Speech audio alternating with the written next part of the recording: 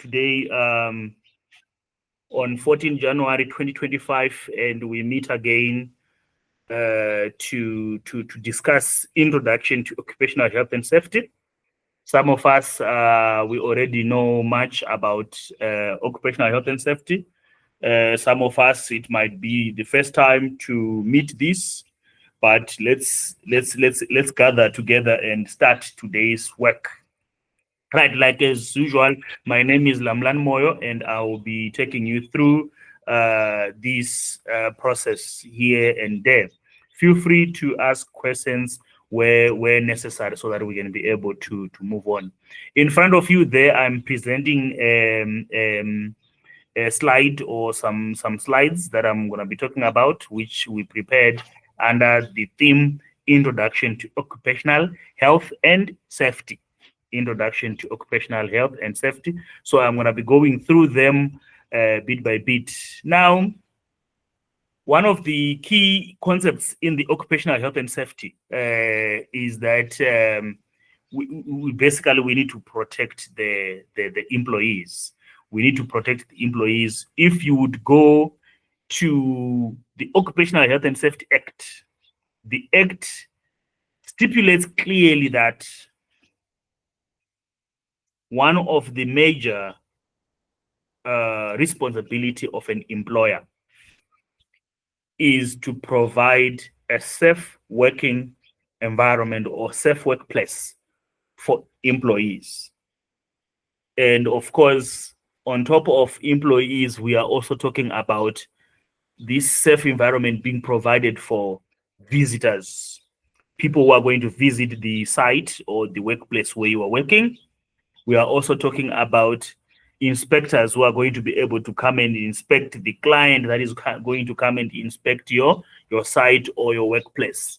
They all need to be safe. So at the end of the day, everything that we are going to be talking about or everything that we are going to be doing in this field of occupational health and safety comes back to the Act, right? If you go to the Act on Section 8, what does the Act say on Section 8? It says the primary duty of an employer, once you have decided to form a company and you employ people, for whatever reason, whether you are running taxis, whether you are running a spaza, whether you are running, you are at your home and you have employed a person who is doing garden services, we have employed somebody who is helping you with home stuff. For the fact that you have just employed people, it means you have created a workplace. So, ladies and gentlemen, it doesn't have to be a big company, like a mine, like a construction, like a factory, for us to start talking about safety. Safety is something we talk about at entry level. The moment you are saying you are now employing somebody, you are bringing somebody to come and work for you for whatever reason. At that moment, you are obliged to start creating a safe working environment for that particular person and other people involved, including you as well. So we will see that as we continue teaching each other, the major theme here is that we need to create a safe working environment for our employees. We need to create safe working environment for everyone out there. All right. Let's move on now and then see what are the objectives. What are the objectives here for what we are going to be talking about today? We would want us to understand the fundamentals, principles, and importance of occupational health and safety. We would want to learn some key provisions that are from the Act and the associated regulations. And we also need to identify the roles and responsibilities of safety representatives at our workplaces. And we also need to understand the processes that are involved with maybe risk assessment and investigations that that come about. So, ladies and gentlemen, let's move on to the next slide here. The next slide says, but why is it important? Why is it important that occupational health and safety should be a matter of concern. Why do you think it is important? During my teachings, I always take back the whole idea back to our homes, right? Because you cannot be able to understand a workplace if you can't understand your own home where you are coming from, right? So our own homes where we are staying, there is certain things that we do already to make sure that we are safe, right? When we are entering our houses, we have got keys, padlocks, we have got whatsoever for security reason. We have got floors so that we can be able to feel comfortable and safe. We also sleep on top of beds, not on the floor, because we would want comfort and safety. We also clean whatever we are working with, whether it's our clothes or it's our sink or it's our dishes and so on, so that we are what? We're not gonna get sick. We're not gonna be lacking on hygiene and stuff. We also make sure that our electricity is well connected. We also make sure that our water is well connected and so on and so on. There are a lot of things, ladies and gentlemen, that we do at our homes to make sure that we are safe, right? So if you would use that same mentality that we are not animals at home where things just happen haphazardly. We are people from home where we actually create safety in the process, whether knowingly or unknowingly. But in the process, what then happens is that we then end up having our homes safe, right? For instance, if I give you an example of situations such as this week or over the weekend, if I'm not mistaken, a city in America was burning. A city in America was burning. The whole of its city, I think, or the whole of section of Los Angeles there was burning. If you check, there are safety concerns that caused such a fire to erupt, right? There are safety concerns about Americans building their homes using amaplanka and stuff, right? So at the end of the day, you would see that they actually are lacking in terms of occupational health and safety in their own homes. Where we have got people in areas such as Alexander, Hamaskar, and many other places where we have got problems in terms of water and sewerage system. What then happens after some time is that you'd have diseases erupting. For instance, in Hamaskar, we had issues of cholera a few years back or a few months back, right? We have got also the same problem in developing countries such as your DRC, your Congo, and stuff, where you'd have cholera erupting most of the times because of hygiene. So at the end of the day, where am I going with my story here is I'm going to an stretch here and try to explain that it is quite important that we focus on occupational health and safety at our workplaces, the same way we are focusing at it in terms of our homes where we are staying. Let's move on here and see, why does OHS matter? Safety and well-being is quite important because, look, ladies and gentlemen, people are working at our workplaces or wherever we are going to be working. We spend a huge chunk of our lives at work, right? So there is need for us at work to create a safe working environment, because a person leaves early in the morning from his own home, right, and come to what? To school. I mean to work. A person is going to work from whatever time is entering work, maybe it's 7 or it's 8, until late around 4 or 5, depending on the working hours. And that person does not spend much time at home. Actually, this person spends more time at work. Therefore, you need to make sure that you take care of the hygiene of that person. You take care of the safety of that person. You take care of the health of that person.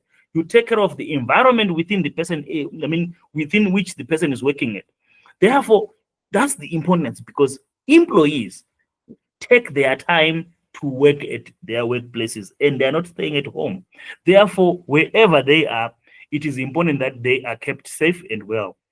Risk reduction. There are risks that are involved when there are no OHS matter at your workplace. The risk here is that you have a lot of work accidents. There will be a lot of work accidents. There will be a lot of injuries. There will be a lot of illnesses and so on. Therefore, if you take OHS more seriously, then you would have to reduce such. The other thing here is that it is legal compliance. Generally, Department of Labor is going to come. And when Department of Labor comes, they are going to check if you are complying or not. Sometimes it's not the Department of Labor, it is Department of Environment. It might be the Department of Health, right? So there are a lot of different departments that can work together for them to actually come and end up inspecting at your workplace to check if your organization is actually fine or not. And if you are found wanting, the company is going to end up having some penalties and even some legal issues there. Another thing, again, that is very important, if employees are going to work at your workplace and your workplace is safe, is clean, and every OHS thing is up to standard, therefore, you are going to improve on productivity.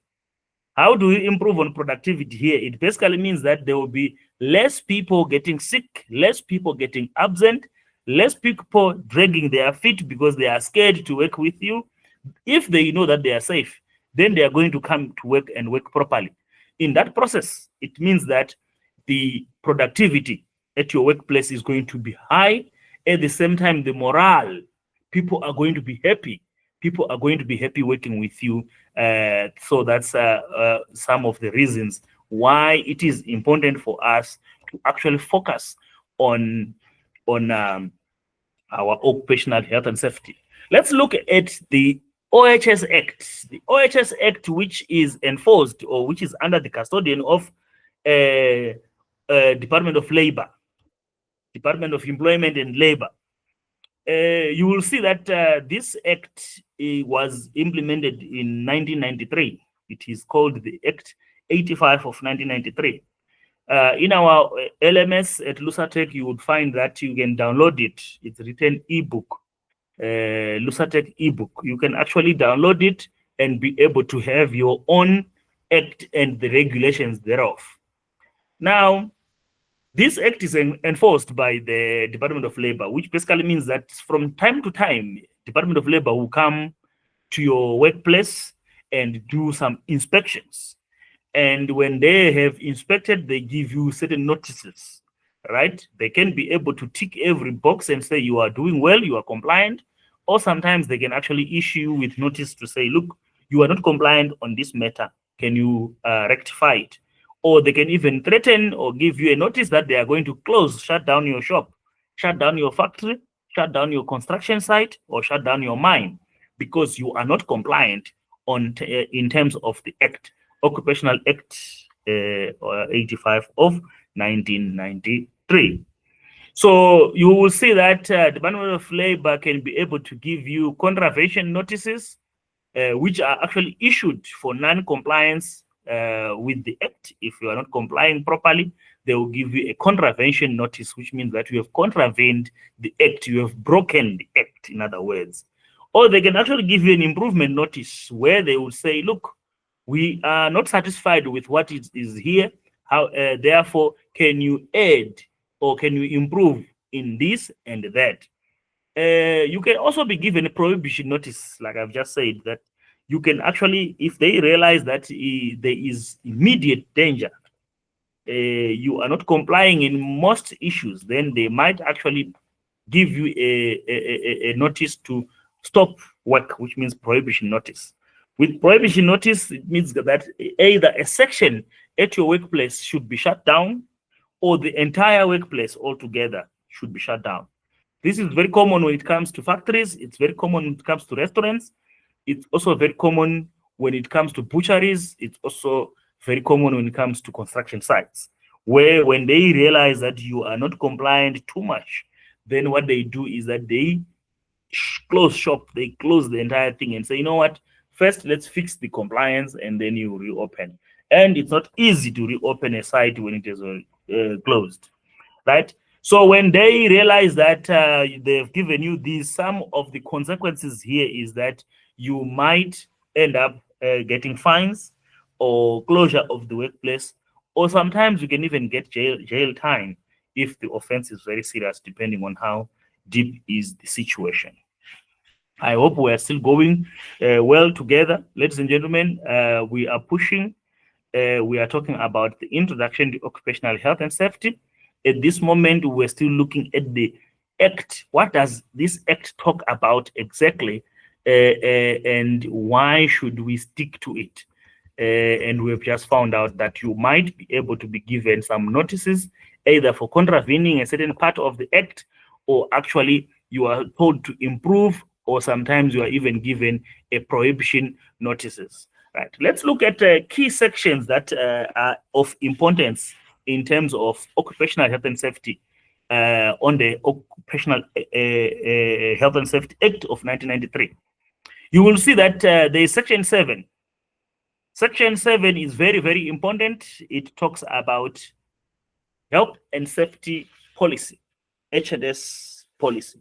Now, most of companies that we are working for, or that we are going to work for, depending on our stages in life, you will realize that these companies already have their occupational health and safety policy or H&S policy. A policy is a document that is very important, which an organization uses to actually enforce a particular part or the whole thing. For instance, if you are going to start a stock fair, right? If you are going to start a stock fair wherever you are, this is January fair, people are trying to organize a mass stock fair. Hey, who's joining stock fair? Hey, who's joining? Exactly. When you are joining these stock fairs, what do? You have to create a constitution, whether it's written or it's not written.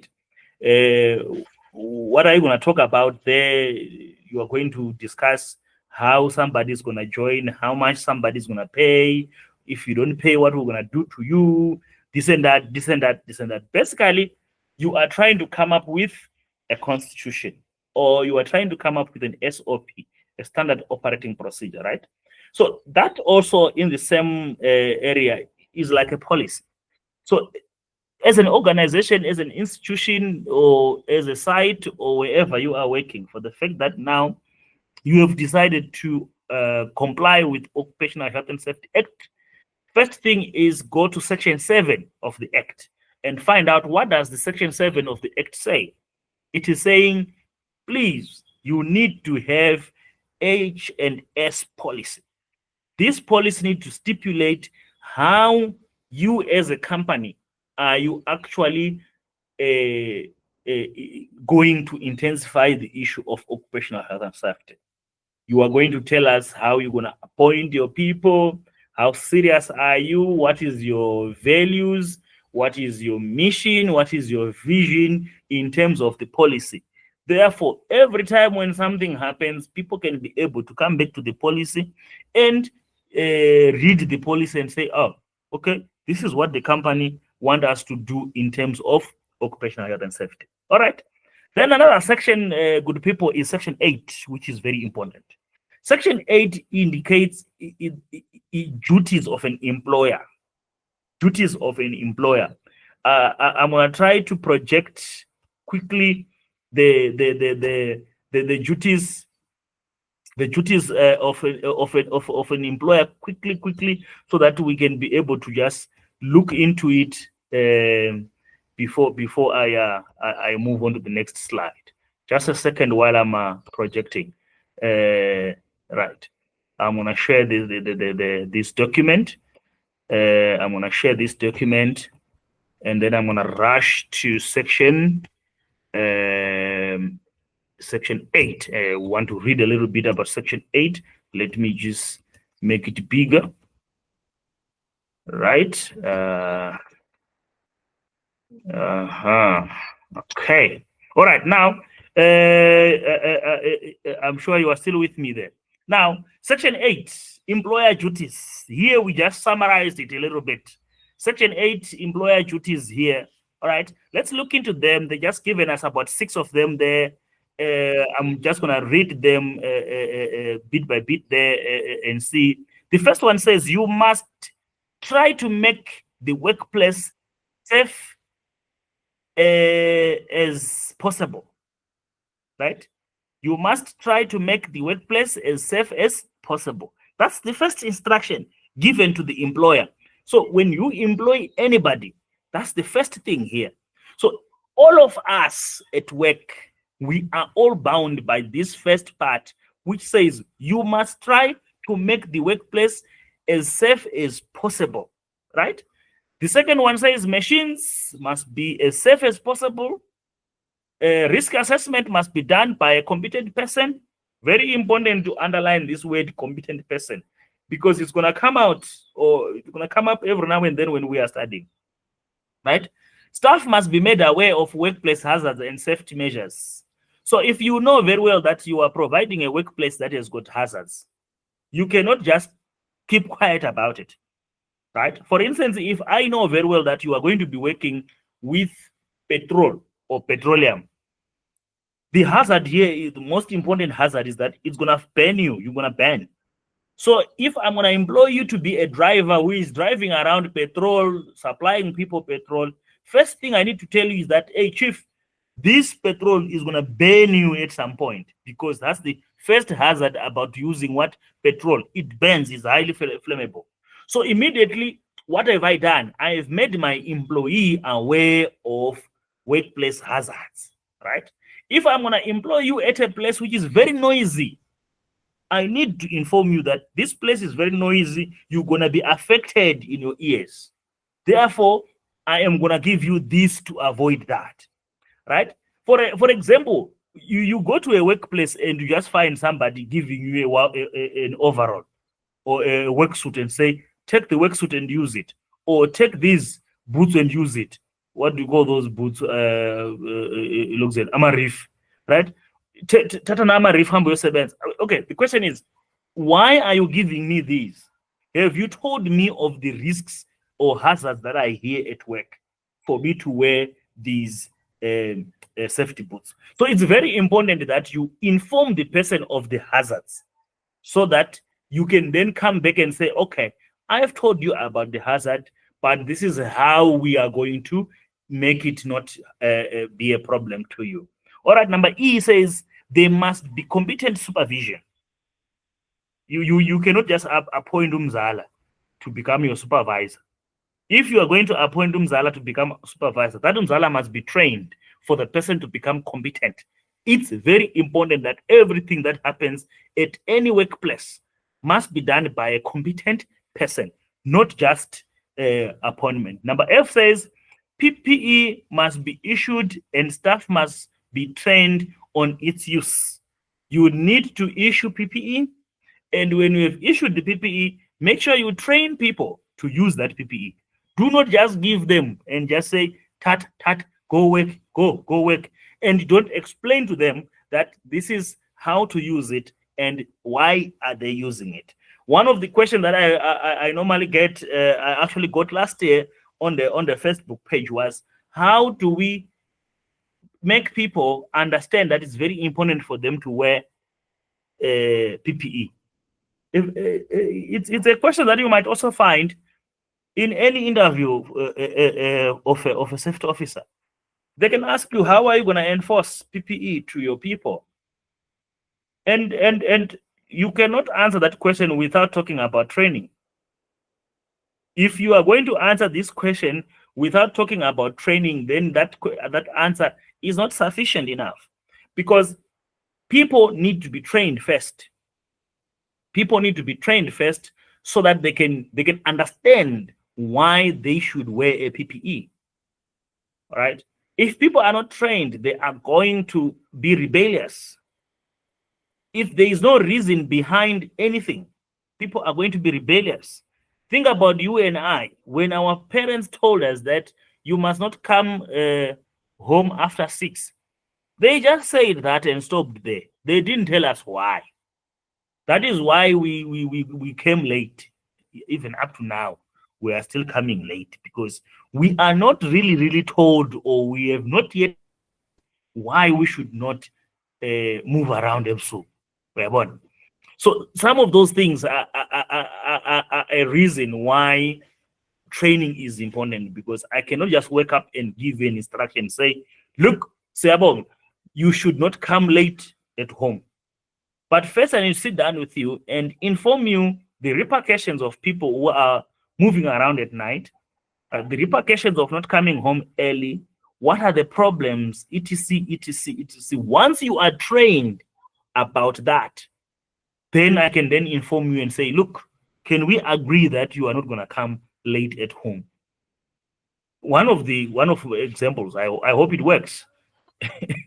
I hope it works. However, let's move on there. So that's the section 8 we were talking about. To say section 8 is all about the duties of the employer. The duties of employer there quite important. Let's go back to our slide where we're talking about these things. So we have realized that section 8 discuss or is telling us more on duties of employer. Of course, there's section 9, there's 10, whatsoever. You are all going to be looking into that. According to my slide, I just summarized a few of them and said which are the key sections here. I'm not saying the other sections are not important, but these are the key sections that I thought we should talk about. Then we move on to section 14. Section 14 talks about the employee duties. What are your duties now when as an employee? What are your duties? You cannot just expect the employer to have duties and when you don't have duty. It's a two side of a coin. Each one of us need to contribute towards occupational health and safety. Therefore, you need to have an idea on what are the duties of the employer. On the other side of the coin, you should also understand what are the duties of the employee. We are born. Otherwise, when we don't do that, then we are going to have a problem. Of course, we do have section 15, 16. However, let's talk about section 17. Right? Section 17 talks about the what? The she-reps. Section 17 talks about the she-reps. How to appoint them. Why should you appoint them? When to appoint them. So it's very important to be aware of section 17 there. Section 19, actually up to section 21, it all talks about she-reps, because remember now, when she-reps combined by other people who are working in other aspects of safety, such as fire marshals, such as first aiders, etc., etc., you combine that group, you come up with what we call a health and safety and environment committee, or a safety committee in short. This safety committee needs to be meeting at some point frequently and regularly, so that they can discuss issues to do with safety at the workplace. So once you now have she-reps, it's very important that you move into having what? A safety committee. A safety committee is usually chaired by a safety officer, if there is a safety officer, right? It's usually your job to make sure that you create that committee if you are a safety officer. So you need to understand some of these things. Therefore, we move on to section 24 talks about how do you report incidences, which type of incidences need to be reported, etc., etc. And then section 29 talks about the health and safety inspectors. When they come, what do they expect? What will they do? And etc., etc. Going back again, good people, I have explained that the Act has got a lot of sections, and does not mean that the other sections are not important. For the purpose of our today's discussion, we wanted to point sections that you need to know by heart, right? So actually, section 7, section 8, section 14, section 17, section 19, section 24, section 29. These are sections you need to know by heart, right? So the other sections you can drag a little bit, manga a little bit, but these ones you must know them, ladies and gentlemen. I really implore you to make sure that you understand 7, 8, 14, 17, 19, 24, and 29. Of course, the other parts of the sections are as important as this one, so let us not neglect them. And moving on, before we wind up, we would want to talk about the duties of employer and those of employee. I think we have already talked about them a little bit when I was presenting there. Employer need to provide a safe workplace, right? There is this other word that they normally use in these acts, right? They would put some kind of wording where they would explain to you that within reasonable effort, an employer need to prove beyond reasonable doubt that I tried to create a safe working place for people, right? So there is need of evidence at some point that the employer is doing something to provide and to maintain a safe working environment. Remember, this comes on your shoulder as a safety officer, because an employer, what an employer has done, the employer has realized that safety is very important. Then they've created your post as a safety officer. So by creating a post of a safety officer, it means that they've realized that they need a safety officer and they are making you a safety officer, right? And you being employed and accepting the responsibility of being a safety officer, it means you are now representing the owner of the company, or you are now representing the what? The manager of the company, or whoever you are representing. So in the process of representing this manager, it means the creation of a safe workplace is now on your shoulder when as who? As a safety officer.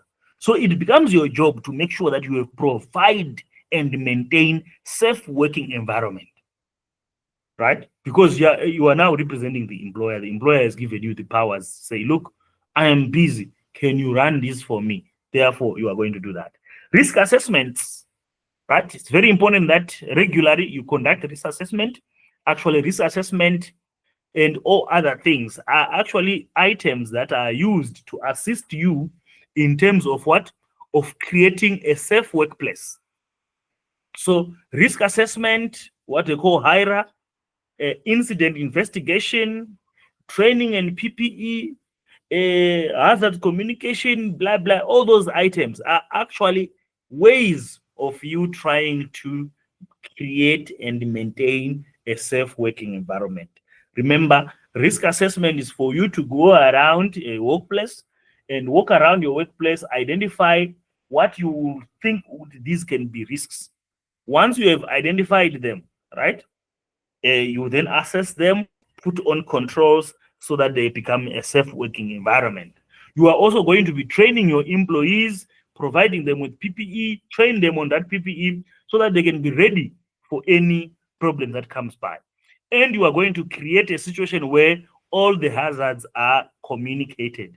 Those are situations where you can utilize the safety committee we talked about, where you can have people whom you are going to appoint to be part of your safety committee, who are going to be bringing you information from every department about safety hazards and stuff like that. All right, duties of an employee, they are quite easy. First, you need to understand that as an employee, only follow legal instructions, which basically means that once you are given PPE, once you are given instructions, you need to follow them in a legal way. However, here you need to be very careful that if your supervisor or your employee or employer is giving you an illegal instructions, usually an illegal instruction becomes an instruction where you are supposed to go and work without protection when there are hazards. That becomes an illegal instruction. You are not supposed to embark on that. For instance, if I am going to tell you, go and paint third floor up there on the flat, and I don't give you harness, I don't give you safe lines, I don't give you ways for you to be protected from falling, that instruction is very illegal because I'm sending you to die, right? I am sending you to die. I'm sending you to get injured. I'm sending you to get in a trouble. Therefore, as an employee, try not to take such instructions. You have to decline professionally, telling your supervisor or manager to say, look, I can be able to go there and work. However, I need things that will keep me safe. Another duty of an employee rather, is to report any unsafe conditions as they start to show up at workplace. Sometimes you might find that safety officers or employer is not close enough to where you are working, but you are the one who is close, so you can be able to quickly identify and report. Of course, you need to use PPE correctly as trained and as instructed. That is most important part of being an employee, is to follow legal instructions. All right. Moving on, we move on and check that appointment of sheriffs. Appointment of sheriffs. Basically, once you have got 20 employees, once you have got 20 employees, you should have a sheriff. But this is a guideline, remember. You can get to employ, or I mean to have a sheriff even before reaching 20. You might get 5 employees and say, now there are 5, let me make one of them to be a sheriff. It's up to you, right? However, the law says it should be 20, which means that's the threshold, right? That's the threshold. So if you have got 20 employees, make sure that you have got what? You have got a sheriff for that number, right? Right. And you can grow that number, up to around 50 if it's an environment which is very high in terms of hazards, factories, constructions, mines, and so on. You can have as many within that number. Or actually, if you are talking about offices, places which are very low in terms of risks, you can even go up to 100 with that one sheriff, and only start to get another sheriff when you are now saying 102, 103, and so on. But coming back to the whole thing is that Department of Labor might not stick to what the law says, because this is a threshold, remember, it's a guideline. Why do we then deviate from guidelines here? For instance, if you are going to be having a company that has got maybe 3 departments, right? And these departments are far apart from each other. Some are working that side, some are working that side, and so on. Now, if these departments are quite far apart from each other, then it is important for you to actually appoint different sheriffs for this department. Because this sheriff whom you have appointed, if he's alone, how do you expect this sheriff to service all the areas if they are working in different areas? It's easier if they are all working in one place, crowded, so then one person can be able to handle it. So at the end of the day, we must remember that the law is giving you a threshold, which is what? Minimum requirement. It does not mean that you cannot surpass the requirement and add a little bit. For instance, what we are now seeing nowadays is that companies are now actually employing a sheriff, right? Over and above the normal sheriff that is supposed to be appointed from the pool of the employees that are already there. Things are actually changing. People are going an extra mile to try and create safety. Right. I think we are still moving well with our presentation. Let's continue. And here we are. Let's talk about the committees. Establishment of health and safety committees. I think I did give a hint on it and said what then happens is that once you have got 2 or more safety representatives, try to create a safety committee, right? When you are creating a safety committee, there should be representation from both the employees and the employer, right?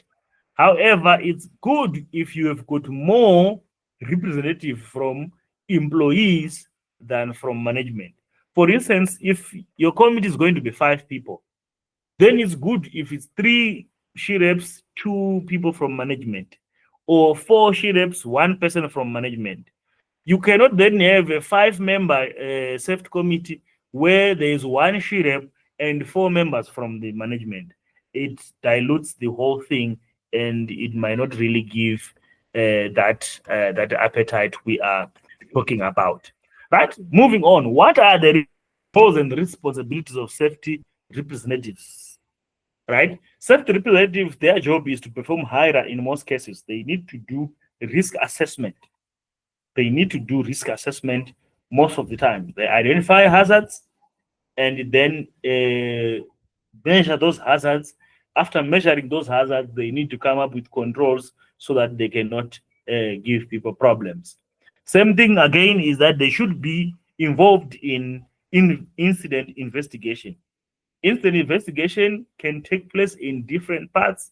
Let's say, for instance, you are at a construction site, a person falls from the roof, and maybe that person dies, unfortunately, right? We are going to have different investigations here. You are going to have police coming to investigate the death. You are going to have Department of Labor coming to investigate the same death. You are also going to have maybe your client coming to investigate the same death. And you also, as a safety officer, need to do your own investigation so that you can be able to reach to conclusions why this happened and how am I going to avoid it in the near future. So I'm just giving an example, even a small example, such as a person maybe tripping and falling from an electric cable or from a wire or something. Once that incident has been reported, you would need to investigate it so that you can create certain notes here and make a report to say this happened and next time this is how we are going to cover that up.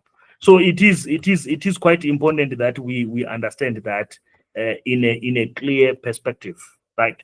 So coming back to the issue of how is this introduction to occupational health and safety important to us as people who are aspiring to become safety officers, is that we need to understand the basics of where does the issue of occupational health and safety comes from.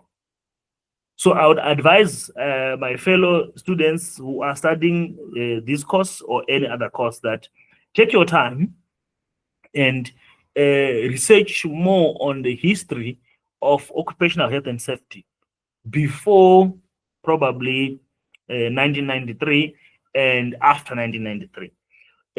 Also check other countries. It's very important that when you research, go to also other countries and find out what are they doing in terms of occupational health and safety. Also visit websites of International Labor Organization, right? Where you can be able to find out what exactly are they talking about occupational health and safety. Also visit websites where you are going to talk about ISO, which is International Standard Organization, and be able to find some of the ISO standards that talks about occupational health and safety. Also visit organizations such as SIOSH, right? SASHPA, SAC, PCMP, and many other organizations out there that are representing people in terms of occupational health and safety. Also go to Department of Labor and just Google more about this occupational health and safety so that you can be able to understand it. My encouragement always comes to this, ladies and gentlemen, as I close off this lesson, is that do not expect everything to come from the instructor. Do not expect everything to come from the module or from the study guide or from the textbook. You also need to do your own groundwork to find out more about the course, more about the knowledge, more about the history, more about the future, so that you can actually be somebody who is knowledgeable. Ladies and gentlemen, let's meet in different social media platforms where you are going to be posing your questions. You can also pose your questions through WhatsApp, Facebook, TikTok, whichever way you're going to find me or find the institution Lusatech. Ask questions there. We are going to be able to answer them. And in our next lesson, you can invite even your friends to come and join us. We don't have a problem. They can always join us. Ladies and gentlemen, I close off and say goodbye.